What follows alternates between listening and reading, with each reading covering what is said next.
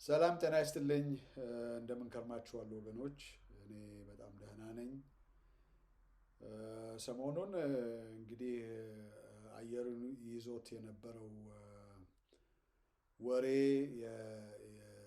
የቲፒኤልኤፍ ወይም ህወሓት በአማራ ግዛቶች ላይ ጥቃት መፈጸሙ ነው። ያው ሰምተናል። ኤክስፔክትድ የሆነ ነገር ነው። ማለት አውት ኦፍ ዘ ብሉ የመጣ አይደለም።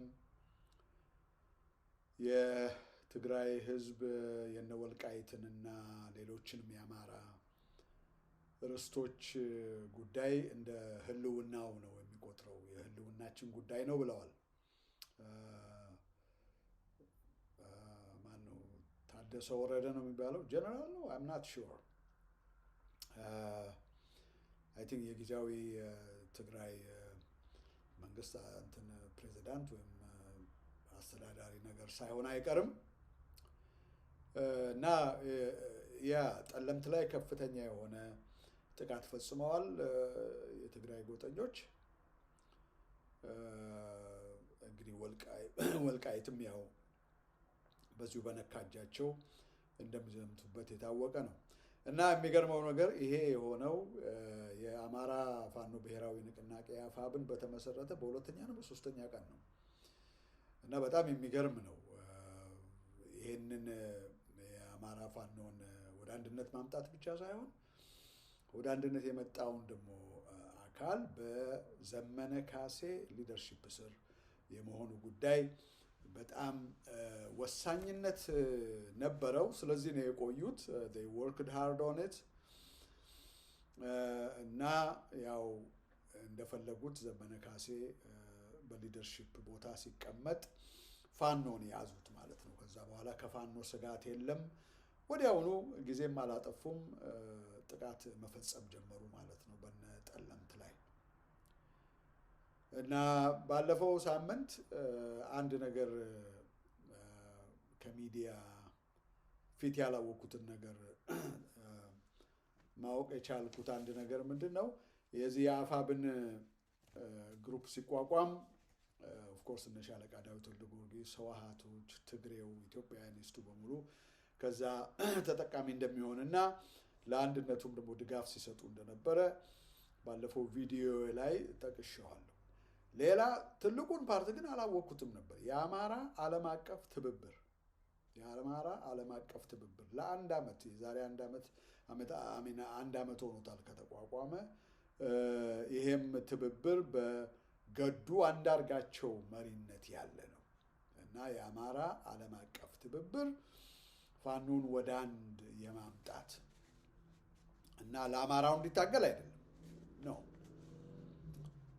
ፋኖን ወደ አንድ የማምጣት ብቻም ነገር ሳይሆን በዘመነ ካሴ ነው አመራር ስር እንዲሆን እና ከዛ በኋላ እንግዲህ የፋኖን ሰራዊት እንደፈለጉ ማኑቨር የማድረግ ኦፖርቹኒቲው በጣም ሰፊ ይሆናል ማለት ነው። እና የዚህ የአማራ ዓለም አቀፍ ትብብር ዋና መሪው ማን ነው? ገዱ አንዳርጋቸው ነው። ገዱ አንዳርጋቸው ማን ነው? እነ ወልቃይትን ፈርሞ ለትግራይ የሰጠ፣ ብዙ የአማራ ወጣቶችን ያስጨፈጨፈ፣ በብአዴን ውስጥ ዋና ቀንደኛ ጸረ አማራ የተባለ ሰው ነው። አንድ ቀን አማራ ፍርዱን ይሰጠዋል። ዛሬ ግን በአብይ አህመድ ተልእኮ በዚህ አይ ቲንክ በአሜሪካን ሀገር ነው ያለው። ተልእኮው ደግሞ ምንድን ነው? በዳያስፖራው መካከል ሆኖ የአብይን ስራ መስራት ነው። እና ዛሬም ገዱ አንዳርጋቸው በአማራው ላይ እንደ ብአዴንነቱ በአማራው ላይ እየፈጸመ ያለውን ግፍ በቃኝ ብሎ አላቆመም፣ ወደ ጡረታው አልሄደም። ዛሬም የአብይ አህመድ ቅጥረኛና ተከፋይ ነው። እሱ ነበር እንግዲህ እሱ ያቋቋመው የአማራ ዓለም አቀፍ ትብብር ነበር አፋብን ደግሞ ወደ ገሃድነት እንዲመጣ ያደረገው ማለት ነው።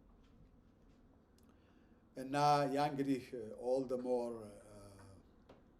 ማለት የዚህ አፋብን የተባለው ግሩፕ ማንነቱ በደንብ አዲስ በተመሰረተው የፋኖ ንቅናቄን በተመሰረተ ጋዜጣዊ መግለጫ ይሰጣል። ባለፈው ሳምንት የአማራ ዓለም አቀፍ ትብብር ጋዜጣዊ መግለጫ በጽሁፍ ያወጣዋል። እሱንም ለማብራራት ተጨማሪ ላይ በዛ ላይ የሚነሱ ጥያቄዎችን ለመመለስ ዛሬ ከኔ ጋር ሁለት ባልደረቦች ይገኛሉ። ከኔ ጋር የሚገኙት አቶ ዶክተር ገዱ አንዳርጋቸው የአማራ ዓለም አቀፍ ትብብር ከፍተኛ አማካሪና አቶ ጌትነት ታዬ የአማራ ዓለም አቀፍ ትብብር የምክር ቤት ሰብሳቢ ናቸው። እኔም መስፍን አማን እባላለሁ። የዓለም አቀፍ ትብብሩ የህዝብ ግንኙነት ክፍል ኃላፊ ነኝ። እንግዲህ እንደምታዩት ነው የነ ሻለቃ ዳዊት ወልደጊዮርጊስ፣ የነ ገዱ አንዳርጋቸው፣ የነ ደብረ ጽዮን ከፍም ሲል ደግሞ የነ ኢሳያስ አፈወርቂ እጅ ያለበት አንድነት ነው የተመሰረተው። የኢሳያስ አፈወርቂ ጥቅም ምንድን ነው? በተለይ ዘመነ ካሴ በመሪነት መቀመጡ በፋኖ አንድነት ማለት ነው። ምንድን ነው ለኢሳያስ አፈወርቂ የሚሰጠው ጥቅም ያልን እንደሆነ አብይን ይወጉለታል። ኢሳያስ አፈወርቂ አብይ እያወከው ነው። አብይ እንደሚፎክረው ጦርነት ያንሳ እኔ መቼም ሁሉ ጊዜ እንደምናገረው አብይ አቅሙን ያውቃል እና ከመፎከርና እንደ አጀንዳ ይጠቀምበታል እንጂ የወደብን ጉዳይ እንዲህ ብሎ አይዘምትም። ፉሩሽካ የሆነ ግሩፕ ነው ያለው እና ምናልባት የዘመተ እንደሆነ ጀነራል ተፈራ ማሞም እኮ በግልጽ ተናግሮታል። በእኛ ላይ ተረማምዶ ነው ሰሜኖችን አጠቃለሁ ቢል እና እንድች ብሎ አይሞክራትም ነው ያሉት። ማን ነው ይሄ? ጀነራል ተፈራ ማሞ። ስራው ምን ነበረ መሆን የነበረበት? አማራን መጠበቅ። የአማራ ጠላቶች አብይ አህመድ ሄዶ ትህነግን ቢመታ፣ አብይ አህመድ ሄዶ ሻዕቢያን ቢመታ አማራን ከዚህ ኢኩዌሽን ውስጥ ማውጣት ነበረበት። ለአማራ የቆመ ቢሆን አብይ አህመድ ሄዶ ትግራይን ቢቀጠቅጥ ህወሓት፣ ቲፒኤልኤፍ፣ ትህነግ በአማራ ላይ ለረጅም ዘመናት ጄኖሳይድ የፈጸሙ ነምበር 1 ጠላቶቹ ናቸው ለአማራው። ስለዚህ ግድ ሊኖረው አይገባም ነበረ ጀነራል ተፈራ ማሞ እንደ አፋብን ሚሊተሪ ኦፐሬሽን ኮማንደር ኢን ቺፍ። ግን ዓላማው ትግሬን ነው የሚጠብቀው።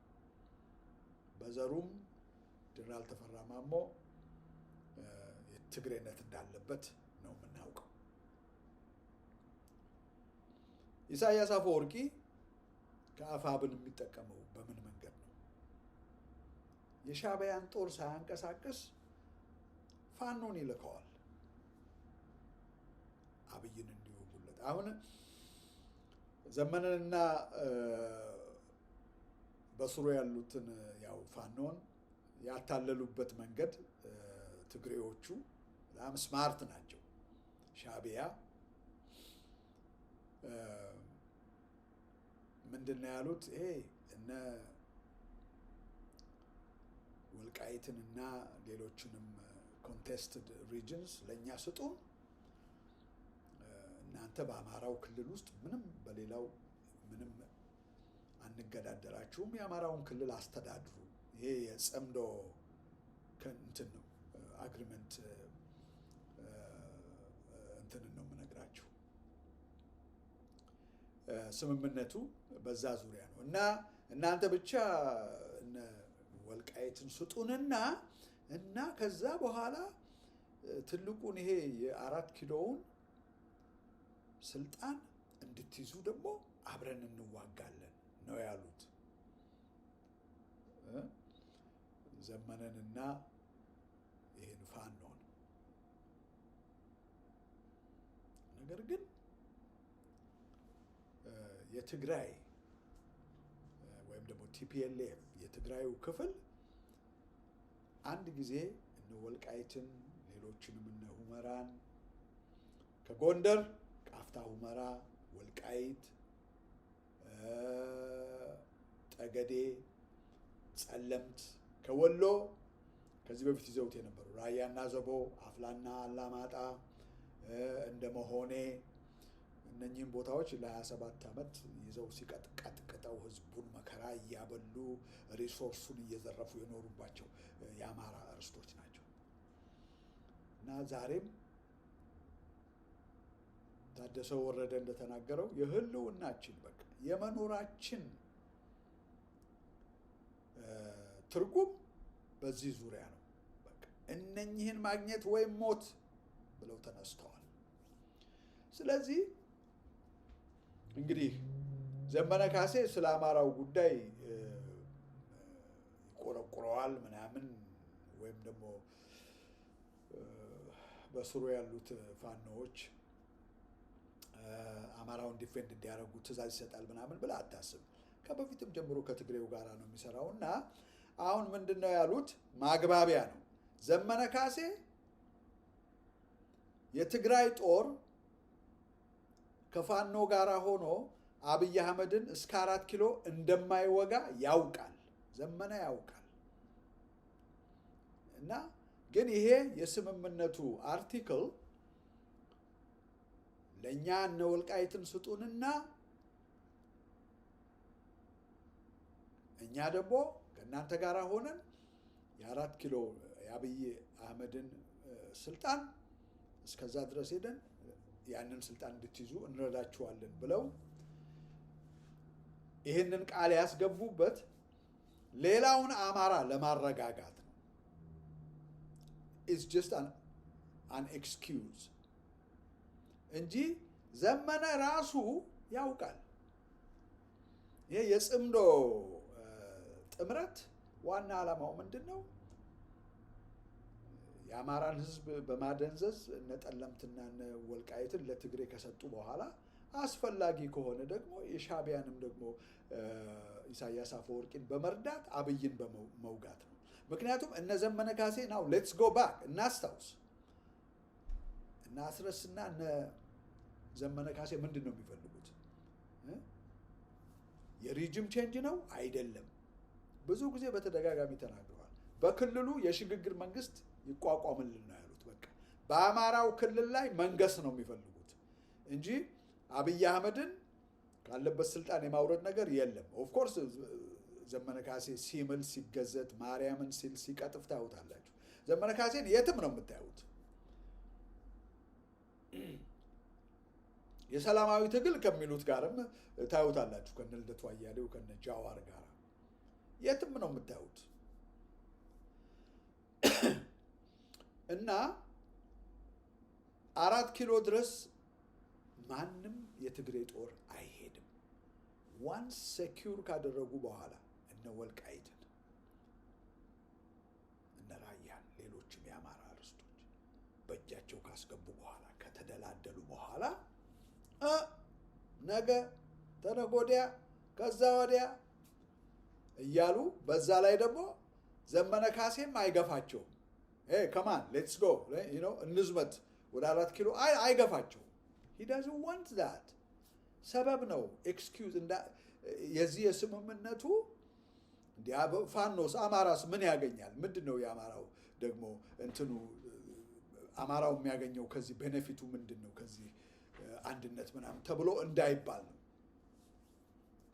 ያላለም። ያ ጥያቄ ከተጠየቀ ያ ለትግራይ እና ወልቃይትን ትናንሽ ነገሮች እንሰጣቸውና ከዛ በኋላ እኛ ወደ ትልቁ እንሄዳለን። አማራውን ማደንዘዣ ነው። እንደዛ ከሆነ ኢትስ ኦኬ። ምናልባት እነ ራያን ሰተን አዲስ አበባና በቃ የኢትዮጵያን ሀገር የምናስተዳድር ከሆነ ኢትስ ኦኬ ምናምን እንዲል ነው አማራው። ግን አማራው ነቅቷል።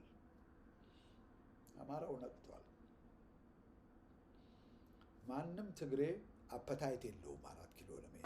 ከዚህ በፊት ብየዋለሁ። እነሱ ህልማቸው ምንድን ነው? 27 ዓመት ቀጥቅጠው ዘርፈዋል። የመሳሪያ ክምችትም አላቸው። ብዙ ኢንፍራስትራክቸር ዘርግተዋል። for the future the great what ትግራይ ምናምን የሚፈልጉት አሁን የጎደላቸው ለም መሬትና ጂኦግራፊካሊ ደግሞ ከሌላው ዓለም ጋር በቀላሉ የሚያገናኛቸውን ሎኬሽን ነው። ወልቃይት እነ ሁመራ ድንቅ የሆነ ምርት ያቀርቡላቸዋል።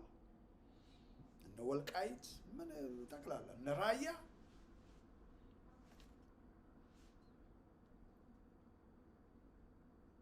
እነሱን ለማግኘት የፋኖ ትብብር ያስፈልጋቸዋል።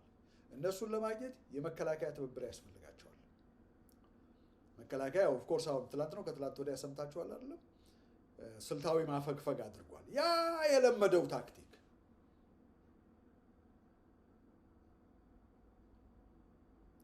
አሁን በቅርብ ራያን ለመያዝ የትግራይ ጦር ሲዘምት አሁን ለሁለተኛ ጊዜ ራያን በያዙ ጊዜ ነው የምላችሁ። የራያ ህዝብ ምሬ ወዳጆ ፋኖን ይዞ እዛ ተቀምጦ ቁጭ ብሎ ሲያይ የራያ ህዝብ ዳግመኛ በትግራይ ወራሪዎች እጅ አንወድቅም ብሎ 8 ሰዓት ጀስት ህዝቡ ሎካል ህዝብ ያለውን ይዞ ከየጓዳው አውጥቶ 8 ሰዓት የትግራይን ጦር ቀጥ አድርጎ ያዘው። ሲያዩ አይነቃነቅም የራያ ህዝብ። እናንተ እንደገና ከምትጨማለቁብን ብንሞት ይሻላል ብሎ በዛን ጊዜ ምሬ ወዳጆ እዛ ቁጭ ብለዋል።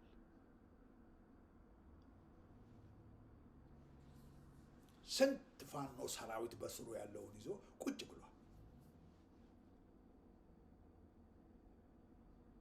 እነ ኮሎኔል ሙሃባው ምናምንም የሉም ፒክቸር ውስጥ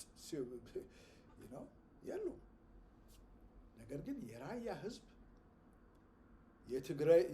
የትግራዩን ወራሪ ጭካኔ ስለሚያውቅ 27 ዓመት ስለተንገላታ ዳግመኛ እጃችንን አንሰጥም ብሎ ባለው በቆመህ ጠብቀኝም ይሁን ምናምን ገበሬው ያለውን በሙሉ አውጥቶ 8 ሰዓት በሙሉ አላነቃነቀውም።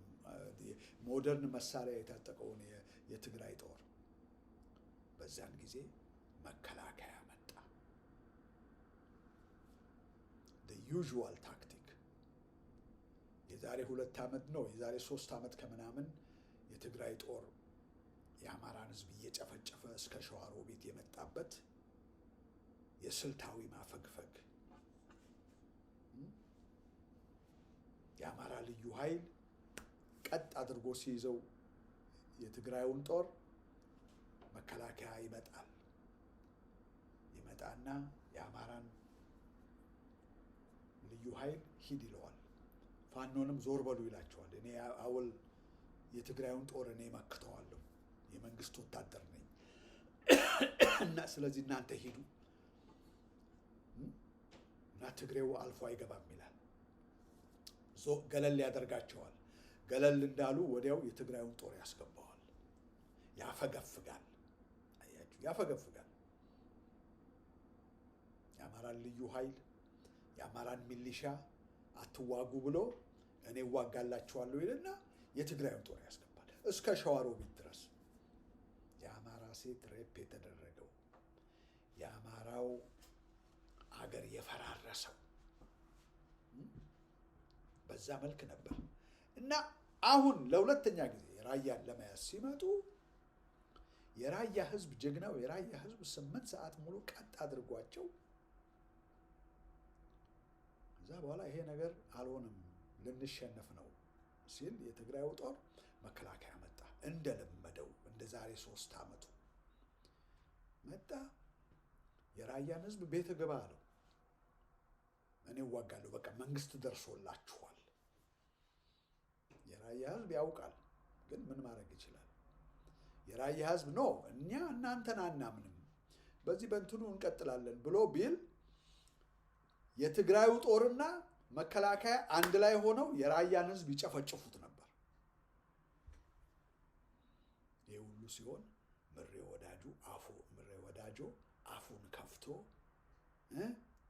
ቁጭ ብሏል፣ ተጎልቷል።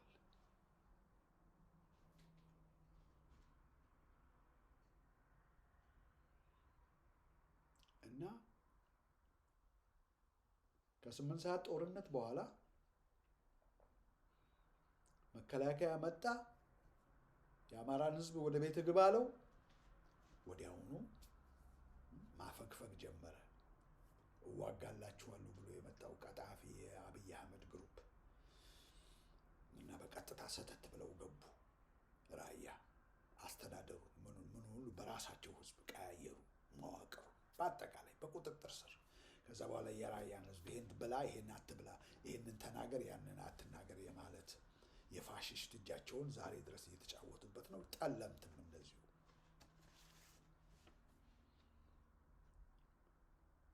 እና ወደ ቁም ነገሩ ስንመጣ እነ ገዱ አንዳርጋቸው፣ ሻለቃ ዳዊት ወልደ ጊዮርጊስ፣ እነ ደብረ ጽዮን፣ እነ ኢሳያስ አፈወርቂ እነኚህን የመሳሰሉት ከበስተጀርባ ሆነው ፋኖን በዘመነ ካሴ ስር እንዲያደርግ ሊደርሺፕ ስር እንዲሆን አደረጉ።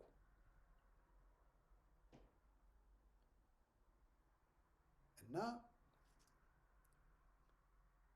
የአማራ ፋኖ ብሔራዊ ንቅናቄ በተመሰረተ በ3ኛው ቀን ሎ ኤንድ ቢሆልድ ምን ይሆናል? የትግራይ ጦር ጠለምት ላይ ዘመተ። ለምን? አሁን የሚፈሩት ነገር የለም። ዘመነ በእጃቸው ነው። ወልቃይትን አሁን ይዟታል። የሚይዟትም እንዴት ነው ያላችሁኝ እንደሆነ ምናልባት እንደው ለስ ደመቀ ዘውዱ ሬዚስት አደርጋለሁ ብሎ ቢል መከላከያን ያዘምቱታል። ከዛ በኋላ መከላከያ እንደ ደመቀ ዘውዱን ግቡ ወደ ቤት ይላል። ያ ስልታዊ ማፈግፈግ አለ አይደለም? the same thing ሰተት ብለው ነው ወልቃይት የሚገቡት። ሳምንት 2 ሳምንት የሚያቆማቸው የለም። የሚያቆማቸው ፋኖ ነበር። ፋኖ ተገዝቷል። ዘመነ ካሴ ፋኖን ወደ አንድ አምጥቶ ለትግራይና ለሻዕቢያ አስረክቧቸዋል።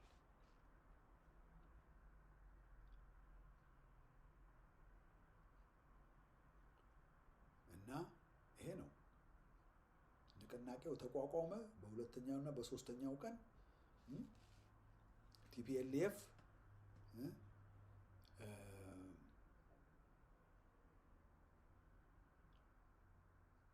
መታገስም አልፈለግም። አማራው ላይ ዘመተ።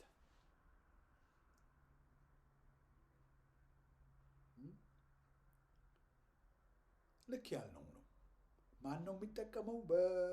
በዚህ የአማራ ፋኖ ብሔራዊ ንቅናቄ ብለናል። ኢትዮጵያኒስቶች፣ ሻዕቢያ፣ ህወሓት፣ አብይ አህመድ እነሱ ናቸው የሚጠቀሙት። አማራ የለም እዚህ ውስጥ። እና ትግራይ የሚፈልገው ያው ምዕራብ ትግራይ ያሉትን ኮንቴስትድ የሆኑ የአማራ ርስቶችን ነው፣ አጽመ ርስቶችን ነው። 4 ኪሎ ምናምን ሲያታልልህ ዞር ብሎ ማያየው። እነ ዘመነ ካሴም ሐሞቱም ህልሙም የላቸውም። ለእንዲህ አይነት እኮ ነገር መሪ ለመሆን እኮ ጥሪ ያስፈልጋል። ከልብህ በቃ ለዛ ለሊደርሺፕ የተጠራህ መሆን አለብህ። ራስህን የሀገር መሪ አድርገህ ማየት ካልቻልክ የሀገር መሪ አትሆንም። እንደዚህ አይነት ህልም የላቸውም እነ አስረስ ማረ ዳምጤ። አማራውን እያስመቱ አማራውን እየዘረፉ የአማራን ህዝብ እየዘረፉ አሁን እንደሚያደርጉት በአማራው ክልል ላይ ፕሬዝዳንት ሆነው አስተዳዳሪ ሆነው የአማራን ክልል ማነው የአማራን ህዝብ እየቀጠቀጡት ሌላ ሰይፍ ሊመዙበት ነው። ከዚህ ውጭ ሌላ ራዕይ የላቸውም። ስለዚህ ነው የአማራ ህዝብ ትግሉን መረከብ አለበት ወገኖች። የአማራ ህዝብ እስካልተነሳ ተቀብሮ ይቀራል። የአማራ ህዝብ እነኚህን የማይረቡ ክብርና ማንነት ከጉዳያቸው የማይጽፉ እምነት ያጎደሉ መሪዎች ቀጥቅጦ ማባረር አለበት። አማራ ራሱ መታገል አለበት። እንደ ኬንያውያን፣ እንደ ሱዳናውያን፣ እንደ ስሪላንካን፣ እንደ ኢራናውያን፣ እንደ ሌሎችም ሀገሮች ህዝብ ነው ሲነሳ የምናየው። ባለፈው ብያለሁ፣ ነገር መደጋገም አይሆንብን። ግን we need to really ይህንን የዚህን ሚስጥር ሪሊ መረዳትና ማወቅ አለብን። ህዝብ 100% ቶታሊ በነፃነት ተዋጊዎች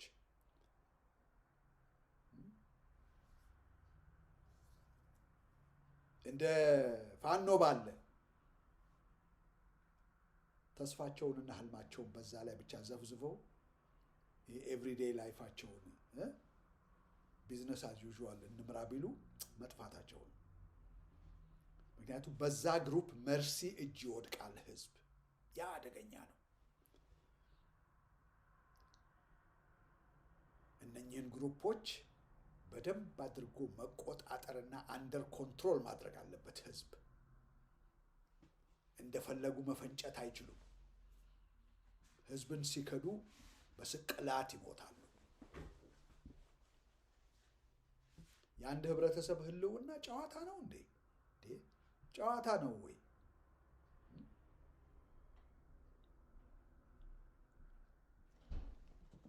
እና እነ ወልቃይትን እንስትና 4 ኪሎ እንግባ ይላሉ። ልክ ያስቀመጡት ወንበር እንዳለ እዛ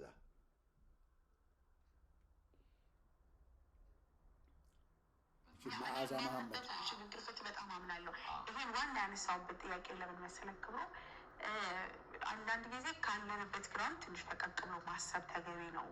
የአማራ ፖለቲከኛ ሆኖ በቃ ሰላም ምንም የሚመጣው ወልቃይት የአማራ ስትደረግ ነው ብሎ ካሰበ የዋህነት ነው። ምክንያቱም እዛ ጋር ሰላም እንዲፈጠር ኦሬድ ደግሞ ትግራይ ወልቃይት የትግራይ ናት ብሎ የተነሳ ፖለቲከኛ አለ። ስለዚህ የትግራይ ፖለቲከኛ ወልቃይት የትግራይ ናት ብሎ ስላለ ትክክል ነው። ባለቤትነት እኮ አለ። ሂስቶሪካል ኤቪደንስ እኮ አለ። በዓለም መንግስታትም ደረጃ ሎካሊም ወልቃይት የትግራይ ሆኖ ያውቃል አያውቅም? ይህንን የትግራይ ፖለቲሽያንስ ራሳቸው በተለያየ ወቅት የሚናገሩት ነው። ደግሞ ሪሰንት ታሪክ እኮ አለ። አማራ ወልቃይትን ከትግራይ ነጥቆ ነው የወሰደው? ምንም አይነት ኤቪደንስ የለም። ያለው ኤቪደንስ ምንድን ነው? እነኚህ ኮንቴስትድ የሆኑ የአማራ ግዛቶች በአንድም ወቅት ኢን ሂስትሪ በትግራይ አስተዳደር ስር ሆነው አያውቁም።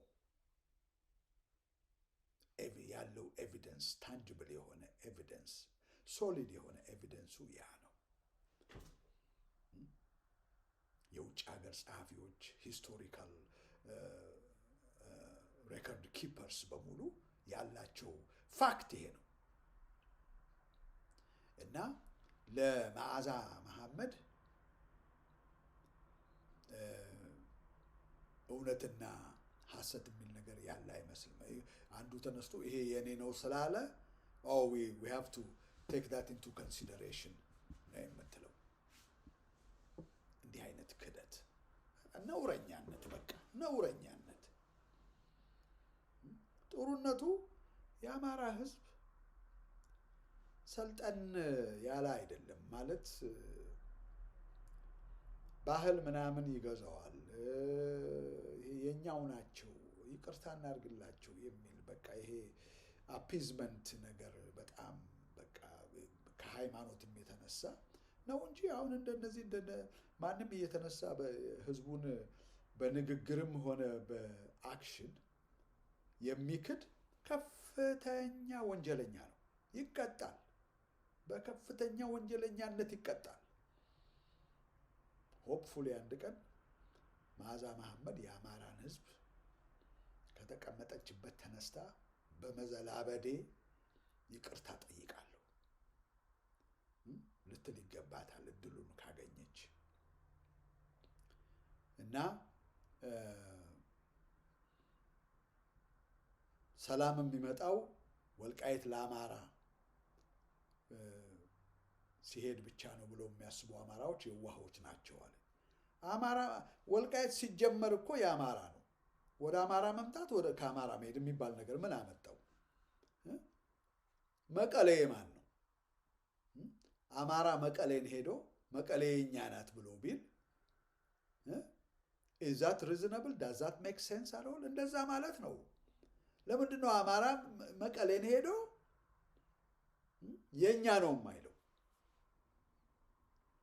you will be surprised ልንገራችሁ። አንዳንድ ጊዜ ተንኳሾች ምንድነው የሰው ፈላጊ የራሱን ያጣል ምናምን የሚል አንድ አነጋገር አልነበረም? አሳ ጎርጓሪ ዘንዶ ያወጣል ምናምን፣ የሰው ፈላጊ የራሱን ያጣል። የትግራይ ጎጠኞች ከዛ ክልላቸውን ትተው መጥተው ይህንን ታላቅ የአማራ ህዝብ ርስቱን ሊነጥቁ ሲፍጨረጨሩ አይገርማችሁ? ይሄ የሆነው ደግሞ የያዙትን ስለያዙ ነው።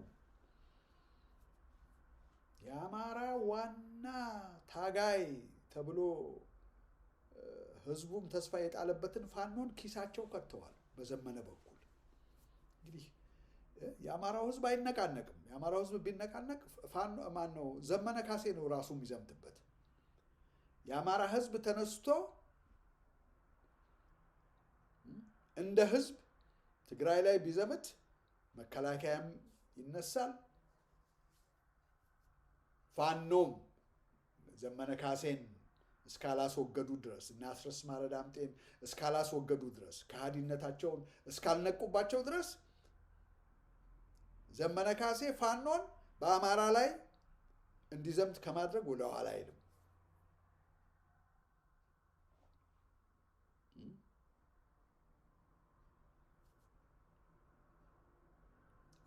እና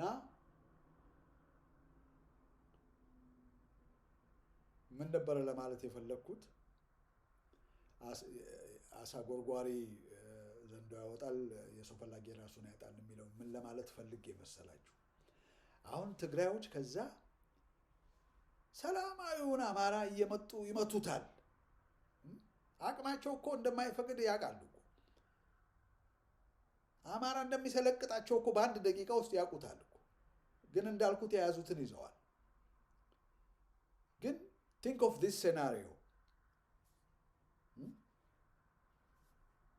የአማራ ጦር ኦኬ እየመጣችሁ ሁመራን፣ ወልቃይትን፣ ራያን ካልወሰድን እያላችሁ ትላላችሁ አይደለም? አዎ፣ ቀጥታ መቀሌ፣ ቀጥታ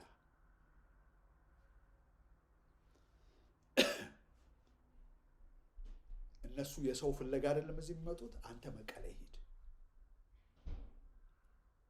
የአማራን አጽመ ርስት መያዝ ነውር የለውም ካለ ትግሬ፣ አማራ ደግሞ መቀሌን የመያዝ ነውር አይታየው።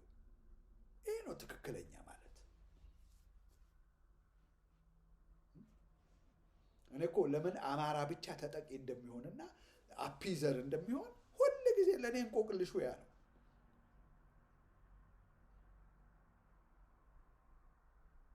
አንተናና ወልቃይት ምናምን በል፣ ወልቃይትንም አታገኝም፣ እኛ መቀሌን ደግሞ እንይዛለን።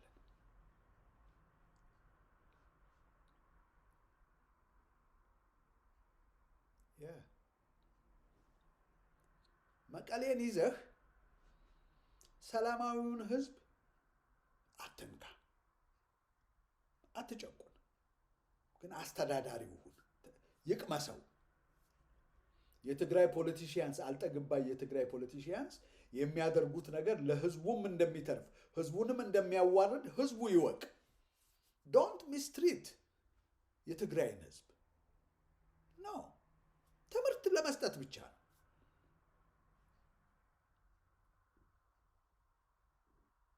ወይም ሽሬን ያዝ።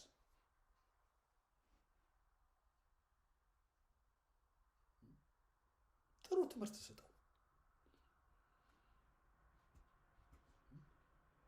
ቲፒኤልኤፍ ወልቃይትን፣ እነራያን፣ ሌሎችንም ሲይዝ የአማራን ሪሶርስ መጠቀም ብቻ ሳይሆን የአማራን ህዝብ ቀጥቅጦታል፣ አስለቅሶታል።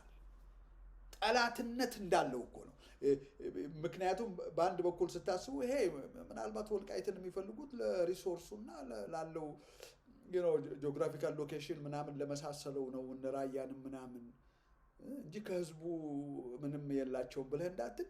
የትግራይ ጎጠኞች የአማራን ህዝብ ቀጥቅጠው ጨርሰው ጨፍጭፈውታል።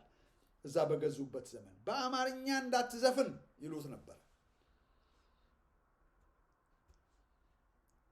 የአማርኛ ዘፈን አትሰማም ይሉት ነበር። ጣሊያንም እንዲህ አላደረግም። አያችሁ፣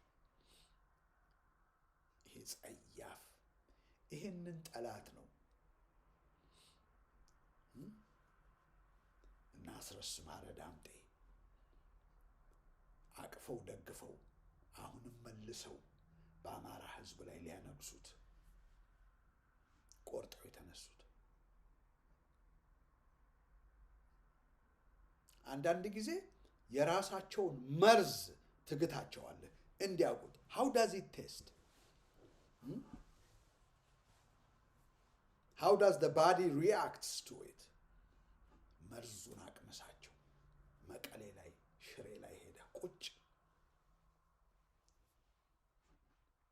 እነሱ የአማራን ክልል በወረሩ ጊዜ የአማራ እናቶችን አምክነዋል፣ መርፌ እየወጉ የአማራ ህፃናቶችን ጨርሰዋል። ለመሆኑ ከዚህ ህዝብ ጋር ነው ጽምዶ ምናምን እያልክ ህብረት ፈጥራለሁ ብለህ የምትለው? እንዲህ የሚያስበውን የአማራ ህዝብ ምን አይነት ቅጣት እንደሚቀጣው ፈጣሪ ይወቅ።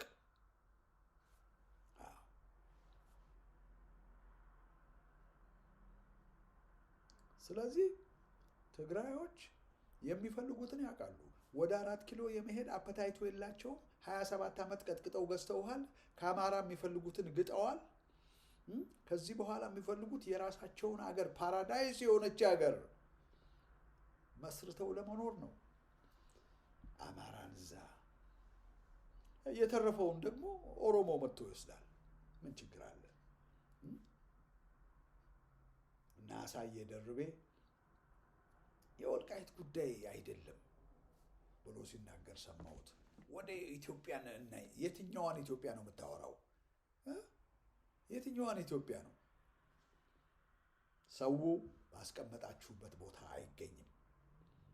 የአማራ ፖለቲካ የወልቃይትን ፖለቲካ ይወስናል እንጂ የወልቃይት ፖለቲካ የአማራ ፖለቲካን የሚወስንበት ሁኔታ መኖር የለበትም አለ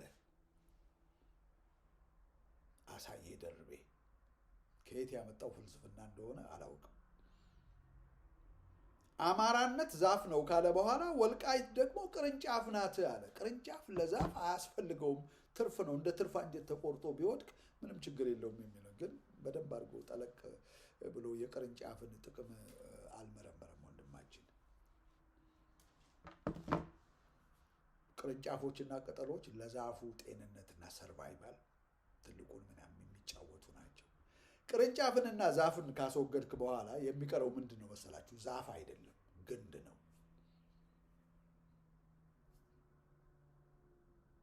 you don't identify it as a tree። ዝም ብሎ ግንድ ነው በቃ። አሁን ስለ ሳይንስ ላወራ አይደለም። የቅርንጫፍንና የቅጠልን ጥቅም እዛ ውስጥ ግማሽ ቀን እንውላለን። ያላቸው ጥቅም የኒውትሪየንት የሚነራል ትራንስፖርቴሽን ናቸው። ለዛፍ ለማከፋፈል ፎቶሲንተሲስ በእነሱ በኩል ነው የሚመጣው። የፀሐይ ብርሃን በቅጠል በቅርንጫፍ የዛፍ ካኖፒ የዛፉ እድገት የሚጨምረው የሚሰፋው ማለት ነው በቅርንጫፎች በቅጠሎች በኩል ነው።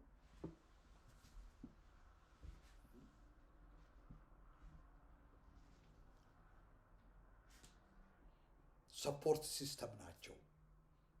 ስትራክቸራል እንትን አላቸው፣ አገልግሎት አላቸው። እና ወልቃይት ጠገዴ ማን ነው አሳየ ደርቤ ወልቃይትን ቅርንጫፍ ናት ነው ያለው። በቃ የአንድ ሀገር ማለት የአንድ ርስት ስፋቱ ወይም ጥበቱ አይደለም። ከርስት ጋራ ማንነትና ክብር የሚባል ነገር አለ። ያችን አንድ ስንዝር መሬት አሳልፈ ስትሰጥ ቡሊ ለሚያደርግህ አካል ክብርህን ነው የጣልክለት። ያንተ ሎሌ ነኝ፣ ያንተ ተገዢ ነኝ ብለህ ስምምነት መፈረምህ ነው፣ መስማማትህ ነው። you are my master, you could take anything that belongs to me እና I will agree to that ብለህ ማለት ነው። in exchange ወይ ሸጠኸው ቢሆን በስምምነት ወይ በሆነ አግሪመንት the equal level ሁለቱም ፓርቲ መጥቶ በዚህ እንዲናርግ እንካለል የሚል ስምምነት ምናምን ካለ አንድ ነገር ነው። ግን እንደ ህወሓት በጉልበት መጥቶ የትግራይ ክልል ድንጋያማ ነው፣ ቁልቋላማ ነው፣ ብዙ እንትን የለውም፣ ንብረት ምናምን ማለት ምርት የለውም። ሁለተኛ ደግሞ we are landlocked። ስለዚህ ወልቃይት ስለማያስፈልገን we don't care about አማራ, we are going to take it by hook or by crook ብለው ሲመጡ ያኔ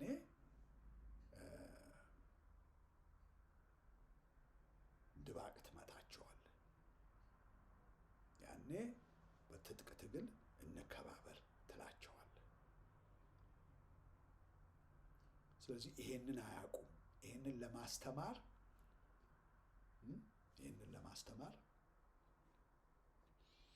አማራው የራሱን ቴሪተሪ መከላከል ብቻ ሳይሆን የነኝህን ደግሞ ወራሪዎች ቴሪተሪ ሄዶ ኦኩፓይ ማድረግ፣ መውረር፣ ለአመት ለሁለት ለሶስት ዓመት መቀመጥ፣ እዛ አስተዳደሩን መያዝ፣ የራሳቸውን መድኃኒት ማቅመስ፣ የራሳቸውን ማለት በለው ያ ነው። ያ እንደዛ ቢሆን እኔ ደስታውን አልችልም።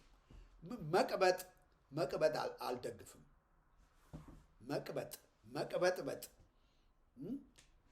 የሰውን ንብረት የኔ ነው ብሎ በጉልበት መውሰድ፣ አንፌር የሆነ ትሪትመንት አይመቸኝም።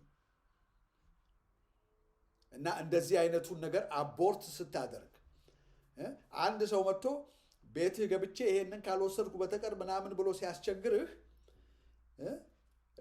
ያንን ወንጀለኛ መከላከል ብቻ ሳይሆን ዳግመኛ ደግሞ እንዳይመጣ ሄደህ የሱን ንብረት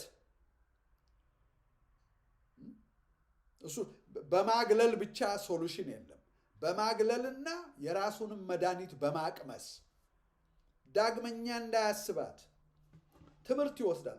ለካ መወረር እንደዚህ ነው ብሎ እንዲል መቀሌና ሽሬ ላይ ቁጭ በልበት ሄደ። ይሄ ነው ትምህርት የሚሰጣቸው። አለበለዚያ በየጊዜው እነኚህ ማነርለስ የሆኑ ወራሪዎች እየመጡ ሲያብጡህ እነሱን የምታስተናግድበትና የምታለቅስበት ምንም ምክንያት የለም። አማራ ትግሉን ተረከብ።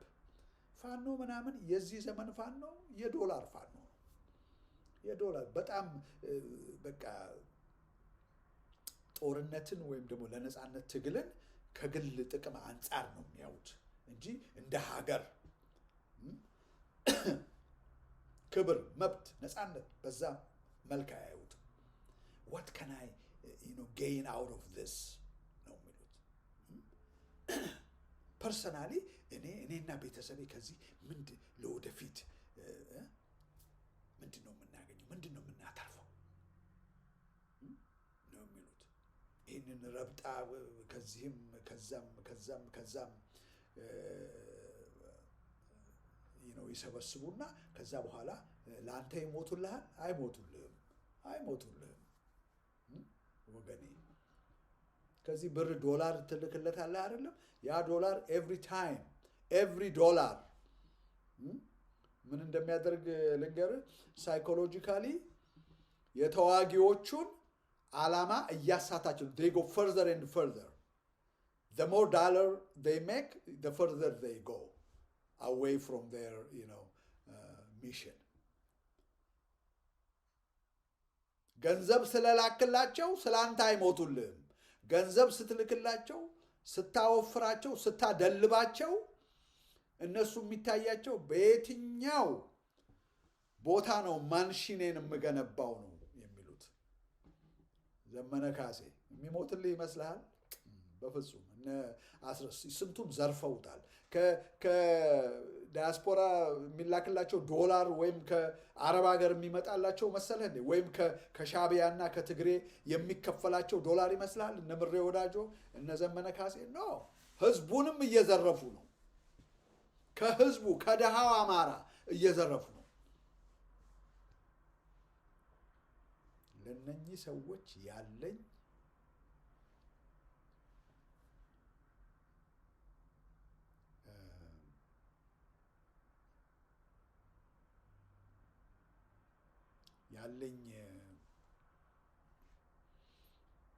በእነኚህ ሰዎች ላይ ያለኝ ቁጣ፣ በእነኚህ ሰዎች ላይ ያለኝ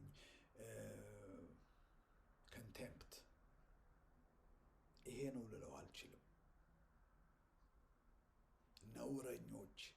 ነውረኞች ከዓመት ዓመት ህዝብን ያታልሉታል፣ ያወናብዱታል። አንዴ ከኦሮሞ ሊበሬሽን አርሚ ጋር እንሰራለን ይልሃል። አንዴ የሻዕቢያ አሽከሮች ናቸው፣ አንዴ የትግራይ አሽከሮች ናቸው። at the expense of the Amhara people. መቼ ይሄ እንደሚቆጠቁጣችሁ አማራዎች እኔ መቼም አላውቅም፣ ፈጣሪ ይወቅ። እና አሳየ ደርቤ ምንድነው የዘፈን ዳርዳሩ እስክስታኑ እንደሚባለው ብዙ ጊዜ ሰዎች አቋማቸውን ሲለውጡና ጸያፍ የሆነ ነገር ውስጥ ሲገቡ ለጥቅም በቃ ብዙ እንትን ይላሉ፣ ብዙ ያወራሉ። ሌሎችንም አሁን አብይ አህመድ መጥቶ የተማሩ ሰዎችን ቁጭ አድርጎ እሱ ሲዘባርቅ ጀስቲፋይ ለማድረግ የሚያደርገውን ነገር እና ብዙ ጊዜ ሰዎች ባንዳ ሲሆኑ ህዝባቸውን ሲሸጡ ያደረጉት ነገር የህሊና ወቀሳ ስለሚያመጣባቸው ያችን ጀስቲፋይ ለማድረግ ለምን ከህሊናቸው ጋር ጠብ አላቸው እና ያችን ጀስቲፋይ ለማድረግ የማይዘባርቁት ነገር የለም። ህዝብን መዳፈር ያመጣሉ፣ ህዝብን መናቅ ያመጣሉ። የወልቃይት ጠገዴ ጉዳይ ለአማራው ህልውናው ነው። አንድ ህብረተሰብ ከርስቱ ተለይቶ አይታይም።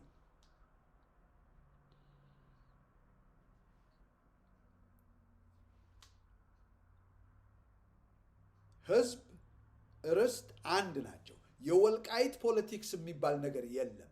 የአማራ ፖለቲክስ፣ የወልቃይት ፖለቲክስ፣ የጎጃም ፖለቲክስ የሚባል ነገር የለም። እነ ወልቃይት፣ ጎጃም፣ ጎንደር፣ ወሎ፣ ሸዋ በሙሉ አማራ ነው። የአማራ ፖለቲክስ ነው ያለው። የአማራ ተልእኮ፣ የአማራ ሚሽን ነው ያለው። የአማራ ድሪም ነው ያለው። ወልቃይት ለብቻው አይደለም። ከሃዲ ስትሆን ከሃዲነትህን ይዘህ ሂድ። መተህ እዚህ ፀጉር አትሰነጣጥቅ። ራስን ውሸትን በውሸት ውርደትን በውርደት ለመሸፈን መሞከር ነው። ነውርን በነውር ለመሸፈን መሞከር ነው። በጭራሽ don't even try it።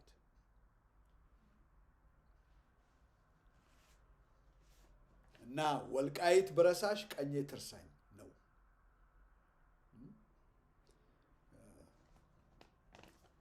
ወንድማችን አበበ ገረመው ወልቃይት ብረሳሽ ቀኜ ትርሳኝ ብሎ የተሰዋ ጀግና ነው። ባህር ዳር ውስጥ ወልቃይት እና ሌሎቹ ርስቶቻችን በሙሉ በብዙ ሺህ የሚቆጠሩ አማራዎች ህይወታቸውን አሳልፈው የሰጡላቸው ርስቶቻችን ናቸው።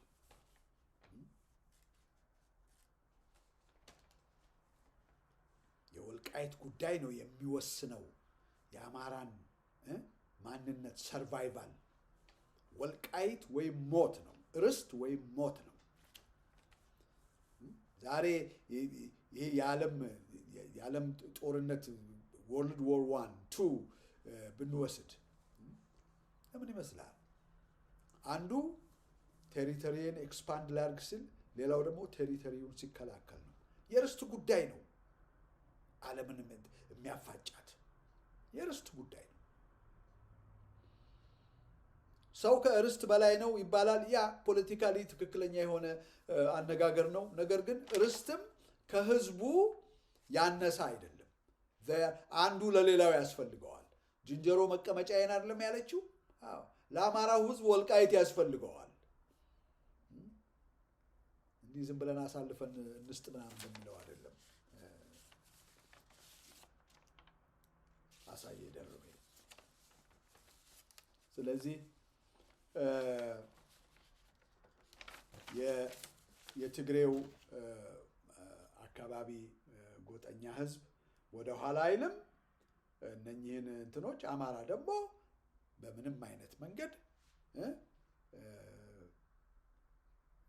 ርስቱን ተነጥቆ እንትን አይልም። እዚህ ጋር ወንድማችን ስንታየው ቸኮል ሁላችንም እናውቀዋለን። በአማራ ትግል ውስጥ ይሄ የአማራ ፖለቲክስ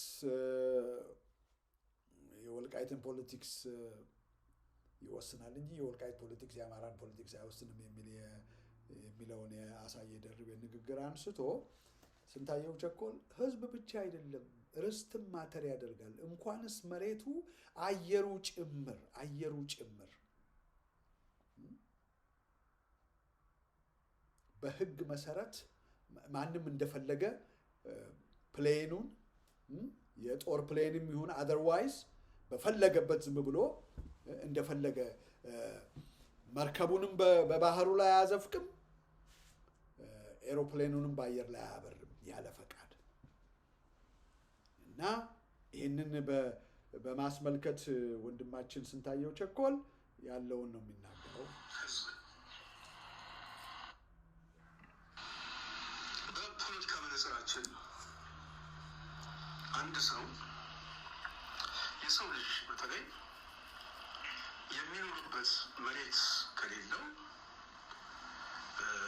ሉዓላዊነት እኮ መገለጫው እንኳን መሬት ነው፣ ህዝብ ነው። ስለዚህ ሉዓላዊነትን የምንገልጽበት ዋነኛው መገለጫ በራሱ ሰው ላይ ብቻ ፎከስ ያደረገ አይደለም፣ መሬቱ ላይ ነው። መሬቱ ላይ ብቻ አይደለም። እንደውም እኮ የአየር ክልል ይባላል። በግዛቴ ላይ በአየር ክልል ላይ እኮ አትረፍ እየተባለ ማዕቀብ ሀገሮች ስቴቶች ማዕቀብ ይጠራል።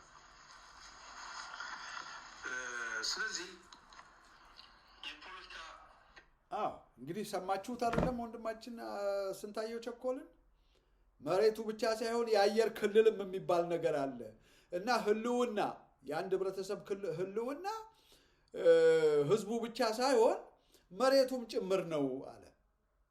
በደንብ የገባው ሰው ነው። ስለዚህ ይሄ መልእክት ለእናንተ ይሁን። የርስት ጉዳይ ይሄን ያህል ምናምን የምትሉ ሰዎች ለርስትህ ካልሞትክ ለምንም አትሞትም። ስለዚህ የአማራ ህዝብ መፍትሄው ምንድን ነው? የአማራ ህዝብ ርስቱንም ለማስጠበቅ ህልውናውንም ለማስጠበቅ ራሱ ተነስቶ ለራሱ መዋጋት አለበት።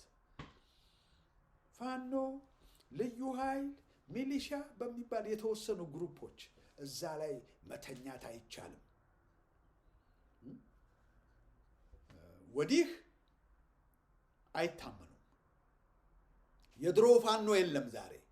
የድሮ ፋኖ ከህዝቡ ጋር ያለውን ተቃምሶ የተላከበትን ሚሽን በቀጥታ የዛሬዎቹ ዶላር ቀምሰዋል። ከፍተኛ የዶላር አቅም ያለው ይገዛቸዋል። ጮሌዎች ናቸው የዛሬዎቹ፣ በተለይ መሪዎቹ ጮሌዎች ናቸው። የሚያስቡት ቅድም እንዳልኩት የግል ጥቅምንና ወደፊት እንዴት አድርገው ላይፍን ኢንጆይ እንደሚያደርጉ እንጂ ለርስት፣ ለጎልድ፣ ለነፃነት እንሙት የሚባል ነገር በዛሬው ፋኖ አስተሳሰብ ሞኝነት ነው። ይህንንም እያየነው ነው። ስለዚህ የአማራ ህዝብ መነሳት አለበት። የአማራ ህዝብ የትግሉ ባለቤት መሆን አለበት። ቅድም እንዳልኩት ነው፣ መደጋገም አይሆንብኝ። እንደ ኬንያንስ ለሩቶን ሲታገሉ አንፌር የሆነ ታክስ ምናምን ተጫነብን ብለው ሲሉ የሆነ ግሩፕ ፋኗቸውን አላስነሱም። የለም እንደዛ አይነት ነገር።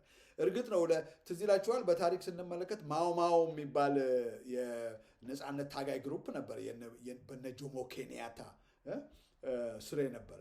ያ አሁን ዲዞልቭድ ሆኗል። ማኦ የለም። አሁን ማን ነው ማኦ? ህዝቡ ነው። የአማራው ህዝብ ግን በዘመናት ውስጥ ይሄ ፋኖ የሚባለውን ነገር ይዞት መጥቶ ለዚህም ዘመን እዛ ላይ እንትን ብሏል፣ ተስፋውን ጥሏል። አልሰራም። ሸጡት፣ ነገዱት። የአማራን ህዝብ የፋኖ መሪዎች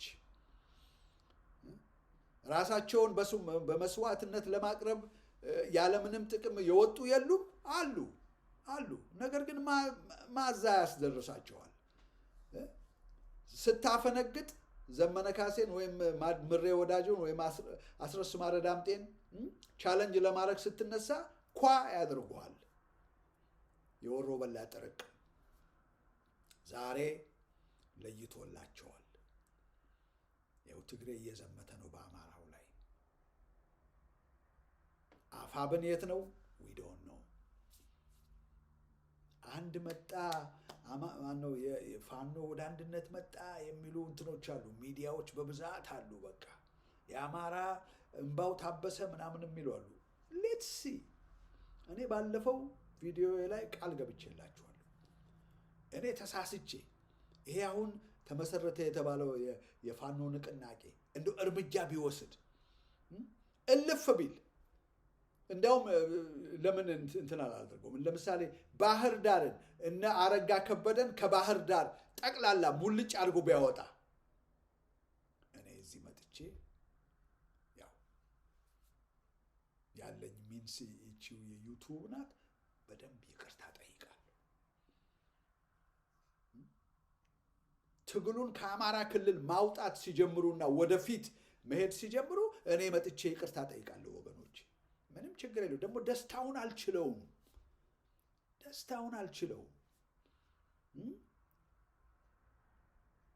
አገር ነፃ ወጥታ የተወለድንበትን አካባቢ የማየት እኮ ናፍቆት አለኝ። የኦሮሞ ሚሊሻ በሰደፍ እያለኝ ሳይሆን በነፃነት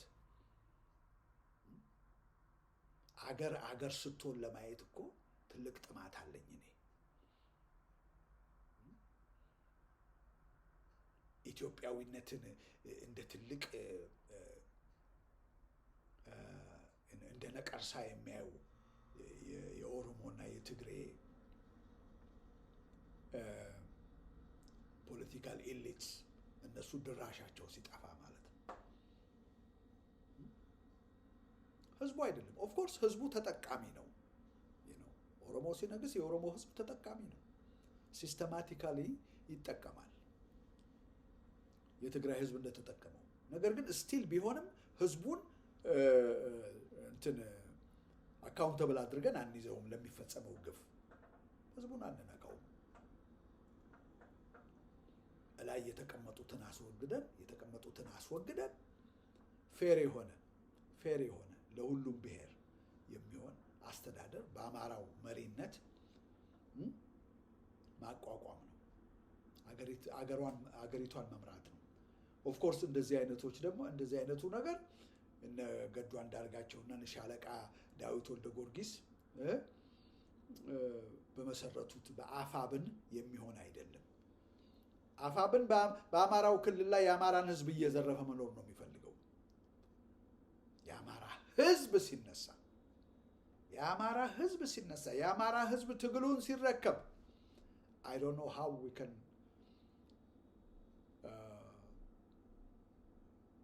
bring it to reality እግዚአብሔር ይወቅ። ነገር ግን ያ እስካልሆነ ድረስ አማራ ሁሌ የብዙ ተጠቃሚዎች በየጊዜው እየተገዙ አቋማቸውን የሚለዋውጡ ሰዎች ባሪያ ነው የሚሆነው። የአማራ ህዝብ የትግሉ ባለቤት የወደፊት እጣ ፈንታው ወሳኝ መሆን አለበት። ከየቤቱ መውጣት አለበት። ከየቤቱ ወጥቶ ወደ ትግል አደባባይ ሜዳ ላይ መውጣት አለበት። ከክልሉ ይጀምራል። ክልሉን ያጠዳል። ህዝቡ በተነሳ ጊዜ ብልጽግና ሆነ ምን ሆነ ድራሻቸው ነው የሚጠፋው። I assure you አንድም የመከላከያ ሰራዊት ባህር ዳር ላይ ዝር አይልም። አማራ ክልል ላይ ዝር አይልም። ህዝቡ ሲነሳ ህዝብ ኃይል አለው። የአማራ ህዝብ በተለይ ካለው ታሪካዊ የጦር ስልት እውቀት መለስ ዜናዊ ጦርነት ለአማራው ምንድነው ያለው? ሰርጉ ነው ምናምን ድግሱ ነው ምናምን ብሏል። እውነት ነው። ግን ያ ህዝብ ተይዟል። ወገኖቼ ስለ አማራው የሚገዳችሁ ከሆነ በግለሰቦች ላይ እንትን አትበሉ። እከሌ ለምን ተነካ ምናምን አትበሉ። ሁል ጊዜ አማራው ከትላንት ይልቅ ዛሬ ተሽሎታል ወይ? አልተሻለውም። አሁን እንደው ይኸው ትግራዮች እኮ መጡ እንደገና ሊጠቀልሉ ማለት ነው። እነ ወልቃይትን ወደ ታች እየሄድን ነው እና ወገኖች እንግዲህ ይሄ ነው። አይ ቲንክ ለአንድ ሰዓት ያህል ተናግሬያለሁኝ። ትግል በአማራ ህዝብ እጅ መሆን አለበት። የእርስት ትንሽ የለውም። እርስት ማንነት ነው። አንድ ህብረተሰብ ያለ ርስቱ ምንም ማለት ነው። ስለዚህ የአማራው ፖለቲክስ ማለት የአማራ ፖለቲክስ፣ የራያ ፖለቲክስ፣ የወልቃይት ፖለቲክስ የሚባል ነገር የለም። የአማራ ፖለቲክስ ነው ያለው። የአማራ ተጋድሎ ነው ያለው። የአማራ ነፃነት፣ የአማራ ሚሽን ነው ያለው። ለዛ ነው የምንታገለው። በባንዳዎች እንትን አንበል። በየጊዜው የሚገዙ አሉ ባንዳዎች፣ በእነሱ አንወናበድ። ዓላማችን ሁል ጊዜ ስትሬት ቱ ዘ ፖይንት ይሁን ወገኖቼ። ሁላችንም ስለ አማራው ነው የምንጮኸው። የምናተርፈው አንድ ብር የለም። የአማራው ነፃ መሆን ለእኛ $1,000,000 በላይ ነው። ክብራችን ነው። የልጅ ልጆቻችን ይቀጥላሉ በዚሁ። ይህንን አስቡ። አንድ ሰው ላይ በዚህ ዘመነ እከሌ እንዴት እባካችሁን this is just beneath us ከኛ በጣም የወረደ ነገር ነው። እንደ ህዝብ እናስብ፣ እንደ ህዝብ እንታገል፣ እንደ ህዝብ ነፃ እንውጣ። ባንዳና ስግብግቦችን ደግሞ የሚገባቸውን ቅጣት እንቅጣቸው። ይሄው ነው ያለኝ። ታንክ ዩ ሶ ማች። ሰላም ይግጠመን።